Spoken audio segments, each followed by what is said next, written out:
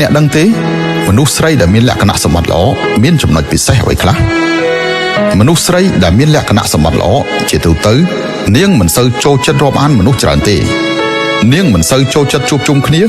ហើយក៏មិនចេះបង្កបញ្ហាដែរចូលចិត្តធ្វើអ្វីដែលគួរធ្វើតែម្នាក់ឯងចូលចិត្តធ្វើអំពើល្អមានចិត្តសប្បុរសឲ្យតម្លៃទ្រព្យក្នុងខ្លួនជាងទ្រព្យក្រៅខ្លួននាងមិនចេះបន្លែបន្លំហើយក៏មិនចេះអួតអាងដែរអ្នកប្រហែលជាគិតថានាងមិនយល់ពីផ្លូវលោកមិនចេះពីទំនៀមទម្លាប់ប្រពៃណីមិនចេះពីសិលធម៌នៃការរស់នៅប៉ុន្តែការពិតនាងជ្រើសរើសយកភាពស្ងៀមស្ងាត់ម្នាក់ឯង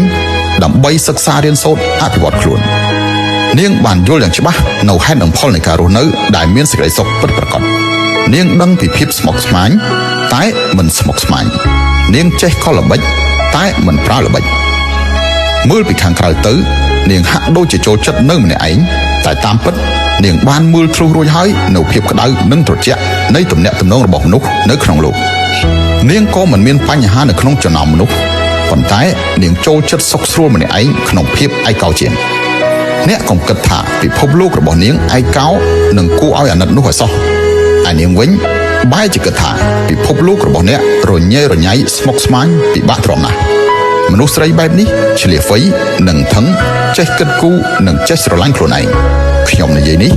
គឺជាអ្នកកំពុងមើលវីដេអូនេះមែនទេគេរស់នៅដោយរបៀបគេខ្ញុំរស់នៅដោយរបៀបខ្ញុំ